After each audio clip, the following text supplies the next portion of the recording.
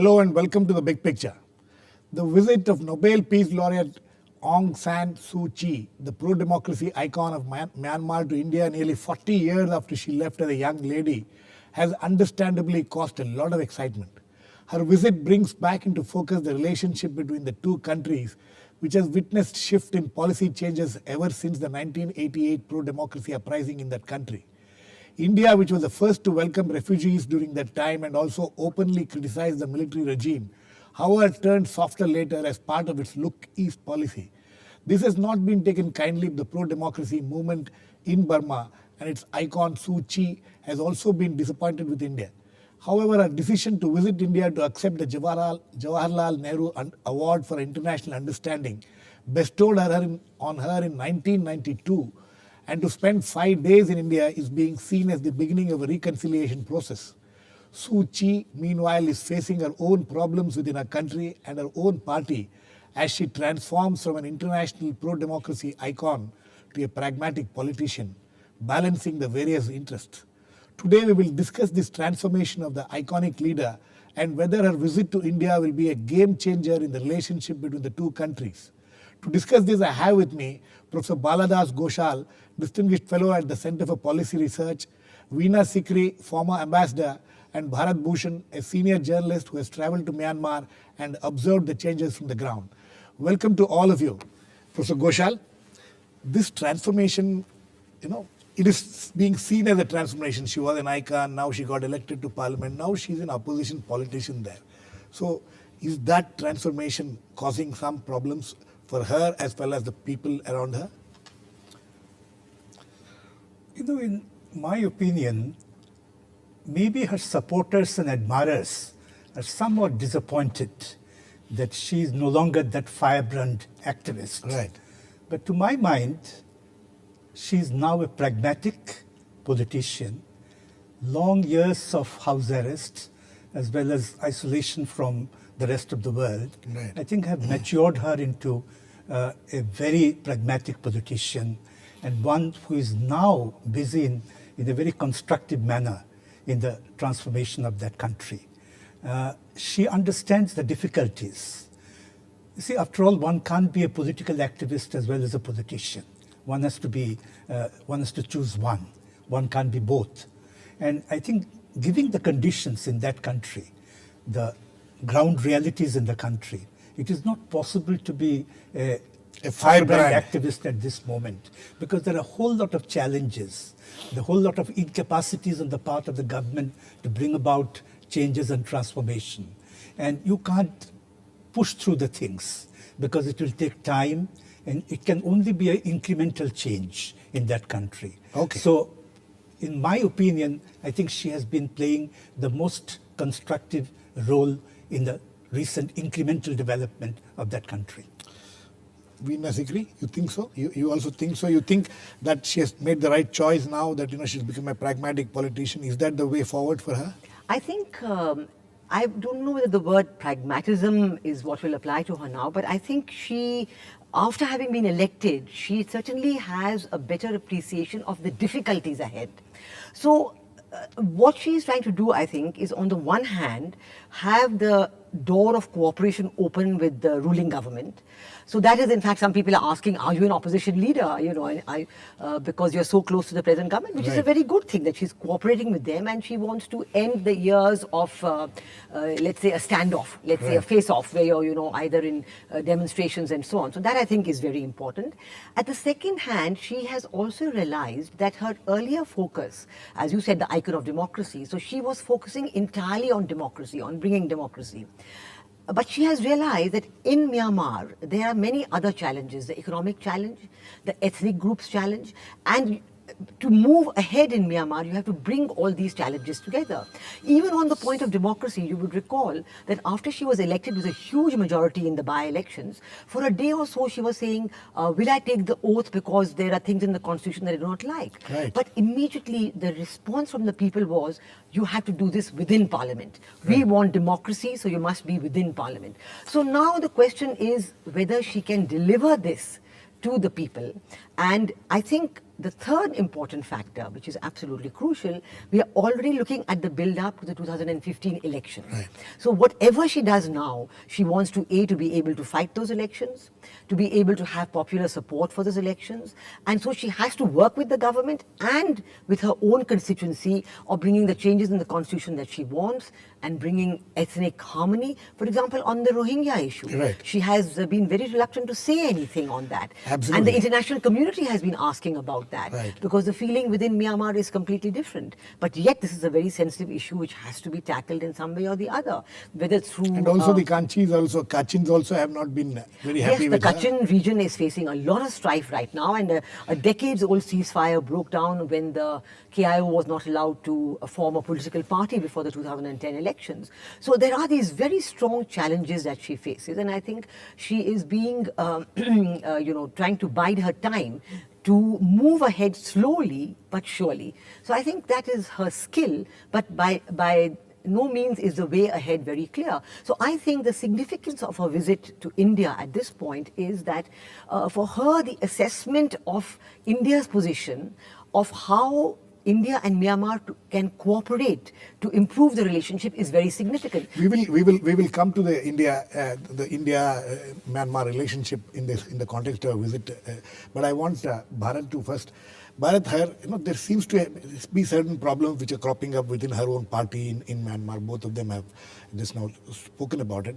One of it, recently I'm told that on November 6th, some 130, 150 members of the party have resigned and things like that. I mean, what are the challenges she faces within her own country? How is she going to manage? She has said that the pragmatism of hers. How is it going to yield results for her? Well, she has only about 43 members in parliament. Right. 90% of the parliament is pro-government. Right. Out of those 90%, 70% of the seats they won, and 25% Was is the nominated, army nominees. yes. So she'll find it very difficult to change the composition of the parliament. She needs to change the composition of the parliament, for which she needs to change the constitution. And constitution changing is not going to be easy with the kind of number she has. However, her voice is much more important and is disproportionately more important than the number she has. So that is a plus point. In her party, her problem is really of generating a new leadership. The entire top leadership is aging. It consists of geriatrics. Okay. She's no spring chicken herself, and there are people who are in their mid-70s, So late 70s. the younger elements are getting more and more It's impatient. getting impatient, but what can you do within this structure? So all change in Myanmar will have to be slow. Don't expect things to happen far too quickly. They may not even happen in 2015 fully. So 2015 would be one more milestone, and you might have to wait, another 5 years. Right. But she has the ability to get the world to change its outlook towards Myanmar, and that she has done successfully. And that is why you would find that President Thein Sein actually said in an interview that in 2015, were she to become the president, he would be supportive of that move. Okay, Professor Ghoshal. In fact, she has also been, there has been some voices saying that she's very authoritarian, there's some undemocratic process happening within the party and things like that. These are all issues which she will have to tackle. But let us come to the India-Myanmar relationship, which Veena Sikri was just mentioning about. What does she expect from India? Her visit now here, what is she expecting from India? I don't think right now she expects anything dramatic from India. I think it's just, as she said, that the relationship between countries are not that important.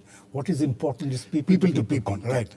So I think she has come to India just to revive her contacts and to sort of pay a visit. Do you think it was, she took some time to take this decision to come to India because of the disappointment she had about the way the Indian government had taken the stance? I think there were questions to her. In fact, some journalists had put this question. Yes. But she brushed it aside Yes. by saying that, things have to be started anew and this not. I think, again, I'll drive that point that she has become a pragmatic and a much more understanding politician, because she's facing certain difficulties even within her own party as well as outside the party. Right. I mean, as you mentioned about the problems within the party, that it's an old leadership and the younger people are getting impatient. And all the structures, infrastructure that she built during the 90s, before the 90 elections, were all destroyed by the military. Right. So she has to rebuild all those institutions now. And secondly, the victory in that by-election was not because of the party. It was sheerly because of her charisma. Her own charisma. And the second thing, now she's also facing problems, as you mentioned, about authoritarianism. In fact, some of the smaller parties are floating that idea that she's very arrogant, she doesn't want to listen.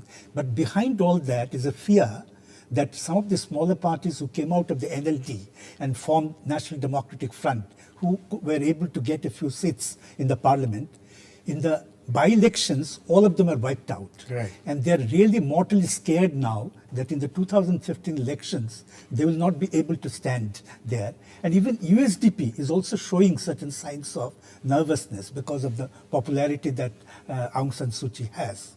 And now the smaller parties have floated a concept called proportional representation system, okay. so that they could get some smaller things, small representation in the parliament.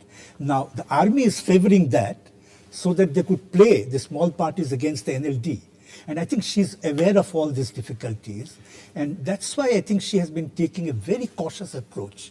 And even in terms of her approach towards India today, I don't think she remembers all that thing that India was not supporting. The bitterness. her. You The think bitterness is no longer there. I'm Veena sure. Sikri, you think she has left the bitterness behind and she's prepared for a new kind of relationship with India? I think definitely. I think long before the bitterness came in, she has the very warm memories of her childhood stay in India. Yes. She's coming back after 40 years. Right. And the childhood years when you're in college as a young teenager, those are very memorable years. And she clearly has kept those memories in her heart very warmly. And I think we must appreciate that. And she's very keen to rekindle those. She's already been to her alma mater, to Lady Shri Ram College and so on. So I think those are very warm memories which can never be wiped out. Now, when we come to the bitterness, I think there is one point here that India's position has always been to deal with the government in power, while at the same time preserving its own recommendation of a democratic structure as the means of bringing stability and prosperity. Now, with neighboring countries like Myanmar, you always have to deal with the government in power. There's border trade, there's a porous border, there are insurgent groups, there are illegal activities. And if you say you're not going to deal with the government in power, you're going to compound the terrible situation that has been existing in the northeast with all these insurgent groups. I think Aung San Suu Kyi understands this. So yesterday when she replied to the journalist on this question, she said clearly that each country has to fight its own battles. That's the first thing, and other countries can only come in support of that. It was a very reasonable and very diplomatic and correct statement. But I think that having said about her earlier memories, her role in coming can certainly be to give an important message to Myanmar on the ways in which India and Myanmar can cooperate. We're looking ahead, how to develop the relationship. Human resource development, technical training. She's going to Bangalore. She's going to Andhra Pradesh, rural development projects she'll visit. So all this can lead to a very positive, dynamic program of cooperation. Okay. That'll be a big positive. Bharat, before we go into a break, I want you to, you have been there on the ground. All this, what Veena Sikri and Balasaheb, Professor Ghoshal has been talking about. What is happening on the ground there? How do people react to these kind of things? Her own relations with India, and now her coming here. All these have had some impact on the ground. Well, people who support the military and who think military stabilized that country think that when India should have supported the military fully, it didn't do so 100%. Okay. Those who are with NLD say that you were with the military, and when you decided to support NLD, it was a half-hearted support. You didn't support us fully. However, given these differences, despite these differences, people there feel that India. They talk of Indians as blood brothers. Okay. They say we share the same values. Buddha came from India, and there's a great fear about China. The Chinese fear is not only that China's converted Myanmar virtually into its resource hinterland, but also a population influx has been there. Okay. From Myitkyina to Mandalay, the population profile has changed. Mandalay has become virtually a Chinese town. 50 to 60,000 kids in Mandalay are learning Mandarin so that they can get jobs in Chinese shops in Mandalay. Okay. Even in Yangon, Chinese have taken over small businesses which the Burmese could do themselves. So they also want India to come and counter this Chinese influence. They say we don't want to be absorbed into China. So forget what Aung San Suu Kyi wants. The people of Burma want better relations with India to counteract what they see as a threatening Chinese influence. Okay. I mean, on that note, we need to go into a short break. We'll come back and discuss how the Indian government looks at Myanmar and what kind of relations it wants with it. We'll go in for a short break now. Please keep watching. We'll be back very soon.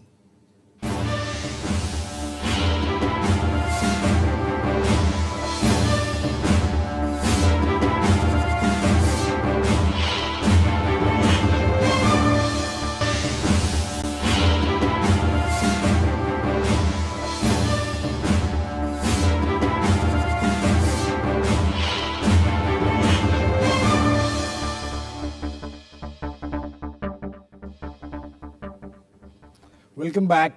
We are discussing the Indo-Myanmar relationships in the context of the visit of Aung San Suu Kyi to India.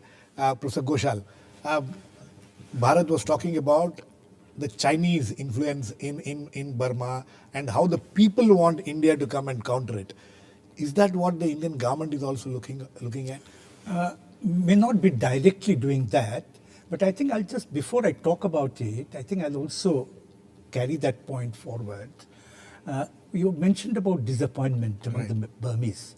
I was also in Myanmar in July, August. I spent 3 weeks there. Okay. And I talked to a lot of people about India's policy towards that country. None of them actually expressed any disappointment about India's role not in supporting the democracy movement in the last couple of years. In fact, the disappointment you see more among the people who are outside the country. Okay. Those who are, say, for example, the groups who are living in India and others.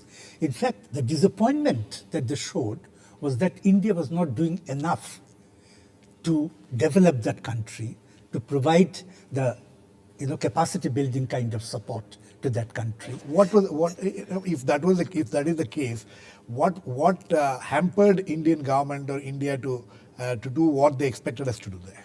In fact, India was playing a very cautious role. Maybe because the impression that I gathered was essentially because of the fact of the past experience that at one time India had a lot of Indians had investments in the country in the 60s. Now many of them were taken over by the government. Right. So there was a lot of caution, and even the government of India was also not very clear exactly what it would like to do. Right. And as you know, decision making in India is always very slow. And whatever India did in course of time was more a kind of reactive. The initial enthusiasm displayed by India in 1988 when the pro-democracy protests began, Aung San Suu Kyi was put under house arrest. That slowly gave way to some kind of what was known as a pragmatic approach as part of the Look East policy. Because of the Chinese influence. As China tried to expand its economic influence and political influence as well as strategic influence within the country, India became more sort of conscious about it. And it's more like a reactive policy. It was not a proactive policy in Myanmar. And whatever India did in course of time, I think was too little and too late. Now, everybody I spoke to in Myanmar this time, everybody said, as Bharat said, that there are a lot of. I've never seen such visceral, hatred for any particular community. I mean, all the time they were talking against the Chinese, and they said this is moment of India, and if India does not take the opportunity, does not take advantage of this situation, India will be behind, and European countries and Western countries will come about and try to take the stage, you think so? Center stage. I mean, you were part of the policy making process during this period, and Professor Ghoshal, what he said about decision making being a very slow process and there was no clarity. You accept that? Well, I think that there are two parts to it. One is very definitely clear, and I agree that what is happening in Myanmar today is certainly in many ways a strategic defeat for China. because the way they tried to co-opt Myanmar, you know, bring in projects where you bring your own workers, you know, that Meestone hydroelectric project, 50-year contract, 80% of production to go back to China, no jobs for local people. That pattern of development has certainly been very much negative in the views of the Myanmar people. So, because of that, that But the opportunity military is there. junta continues to support that kind of a. Well, they have stopped work on the Meerstone Dam. There's some talk they may have restarted. The military government and now the present Thein Sein's government is being very sensitive to the views of the people on this. Okay. So I think that is a very important point. In fact, all this that is happening, they are responding to the popular views of the people and they are not overstepping that point. I don't think they will ever go back to the point of having a complete military dictatorship again in Myanmar. I don't think that will happen. So I think that process is irreversible now. What has I happened? think it is irreversible. I think when President Obama goes there on his first visit to Myanmar, you will certainly see some more decisions and more announcements. I think that process is pretty much irreversible. But coming to what the Indian government has been doing, I think basically very slow implementation. You know, we've had the decision on the Kaladan multimodal project. We've had the decision on the Tamanti hydroelectric power project. These have been on the pages, on paper for years. But on the ground, there has been very little progress. So much so that now there is some questioning coming up from within Myanmar on what will this do for us. So there's a lot of need for India to have a lot of interaction with the people of Myanmar, especially in the regions adjacent to India, in the Chin region, in the Sagaing division, in the Kachin region. This is where we need a lot of interaction to explain the positives, and we need a lot of good corporate social responsibility projects to have hospitals and education and schools and things like that. You know, the other example on the pipeline, on the Sitwe pipeline, when the gas was discovered, the Myanmar government, even then, I'm talking about 7-8 years ago, they were very keen that India build the pipeline and take the gas because we've done the investment, we could have got the gas. But in between talking to Bangladesh, which was the Khalda Zia regime at that time, trying to get the pipelines through Bangladesh, not being able to take the decision to build the pipelines through the northeast and go straight up to the Assam grid, which joins with the national gas pipeline. The length of time it took to take that decision, the Chinese came and took it away. Yeah, Bharat, this aspect of trade, do you see Indian private investors showing any interest there to go there? Do you think the situation... Suu Kyi in her interviews recently was talking about rule of law being a very important thing in Burma. That rule of law, that law and order, instead of law and order, she talks of rule of law. So is the situation in Burma conducive for Indian private investments to go there? Well, two things first. You know, taking off from what Ambassador Sikri was saying, in India we are very high on objectives and announcements, very bad on implementation. Now look at the, you know, if you need trade, you need transport links. Right. They virtually, transportation links are virtually non-existent, but for a bi-weekly flight from Calcutta, which goes through Bodh Gaya, which is basically meant to ferry pilgrims. There are no shipping links. There are no banking links. Indian businesses that are there are largely, you know, they're agencies or they're in the dal business, dal trade. You know, Burma is the second largest exporter of dal to India. So dal trade is in Indian hands. Some Marwadi families are there. In terms of real investment, it will create jobs. In terms of, you know, taking advantage of you know, Burma opening up, Indian companies are not there. The new licenses being opened up in oil and natural gas. The new licenses being opened up in telecom. The health sector, you know, we have Apollo Hospital collecting patients there. It has a patient collection center, but would not open a hospital. Indian pharmaceutical companies, you know, Indian drugs are very popular there. But we are not opening up companies there. Does this reflect the lack of confidence of the Indian investors or Indian, you know, corporate community to go there and work? It reflects the lack of awareness of Myanmar. You talk of look east and you look over Myanmar to the east. You know, if you want to look east, you go and invest there. You build roads. We talk of border trade, but has anybody seen the condition of the border roads? It's so bad that no trade can really take place. There was a time when trucks used to go from Moreh to Burma loaded with goods. Now they come from the other side, from Burma to Manipur loaded with Chinese goods. So, you know, on the ground, nothing much is happening. Indian projects are minuscule compared to what the Chinese are doing. Prime Minister Manmohan Singh, when he went there, announced $1.2 billion worth of Indian projects. Chinese, by March 2012, had already promised $14.8 billion dollars worth of projects. They are in infrastructure. They're building roads. They've taken a whole island, Chaofu Island, converting it into a huge oil storage facility. From there, they're taking the oil and gas through a pipeline to Kunming. And what are the Indian companies is building that? Punj Lloyd is building part of that pipeline. That pipeline should have been coming to India. But as she said, we were so slow on the Shui gas fields that the Chinese took it away. So we talk big and we don't deliver. We don't take business delegations. Bharat, do you see, after the visit of Prime Minister Manmohan Singh to Burma earlier this year, do you see that changing at all in the Indian government? A little bit. In fact, Indian companies should be there in huge numbers to take, so that they get the early bird advantage in telecom, in infrastructure, in education, in providing health services. We are nowhere. But At least this will train not their happen. bankers. This will not happen until the public-private partnership develops, where the government has to support these things by creating the infrastructure for goods. Do you think the government is not encouraging the private investor, the public-private They're encouraging the partnership? private. What is the problem? The public infrastructure projects. For example, when you speak about the bi-weekly flight, there are so many pilgrims who want to come to Bodh Gaya, but they would prefer to come by bus because they don't have the money to take the flight. Okay. So the Mandalay-Moreh road needs to be there. They can take a bus and come up to Moreh, reach the railhead, and take a train to Bodh Gaya. But that you need public sector development. Okay, Professor Ghoshal, has India been too focused on the strategic and all the insurgent problems and things like that, and have ignored or neglected the economic development aspect? I'm not sure in what India is focused. I don't think India is very clear on that. Yeah. Now, on this point about Myitsone Dam, cancellation of that dam means the strategic defeat of China. Now, I would like to disagree with that.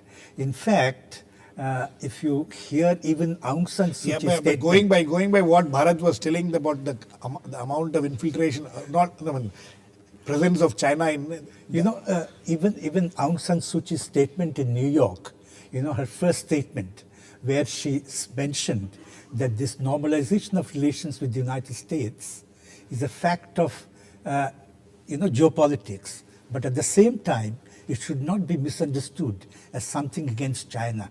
We'll remain friendly towards China, as we'll remain friendly towards India. And even Thein Sein, just before he visited United States, in fact, he was in China, and he assured the Chinese that the friendship will continue to remain. Now, how can they forget about China? Because, as Bharat also mentioned, the whole of that area near Mandalay and those areas have practically under the Chinese economic domain and influence. And you can't enter into all those things. Okay. Infrastructural projects, China has done enormously well in that. India has not done anything. we can't wish China away from that. Not from at that all. place No, at all. And let me how say- can we let me- compete no, at let this me, let me stage? just say one point. Very, here. very quickly. Very quickly, one point here. That look, yes, right now in the last decades of dictatorship of the military, the Chinese have done their best to step in. But please look before that. What was the relationship between China and Burma before that? Traditionally, they've had a very, very difficult relationship. Hostile relationship. And they've had close relations with Last Burmese Communist word, parties. Bharat, quickly. You wanted to... No, say I just something wanted on to say that I agree with him that there is no strategic defeat of China, not as yet. It's not even on the horizon. People are upset with China, but it doesn't mean Chinese are not getting any projects. The Myitsone Dam was cancelled when the press was just opening up, and they said So locals are I'm not not. linking it to So Myitsone India Dam. needs to do a lot more. Of course, more. agreed. A You need to lot change your more. mindset about your neighbors, And particularly also about don't Burma, link which is a very strategic important defeat to neighbor. one I think project. we have It's, come to you that. know, We need to change our mindset. That's the focus, and that is the message from this discussion, that India needs to change its mindset as far as its neighbors is concerned. Burma is a very key country as far as India is concerned. So we will see how this relationship will go. But as far as Aung San Suu Kyi's visit to India is concerned, it is something which the whole nation is looking forward to and has welcomed her. Thanks to all my guests, Professor Ghoshal, Veena Sikri, Bharat Bhushan. Please keep watching. We'll come back with another issue in the big picture, same time tomorrow.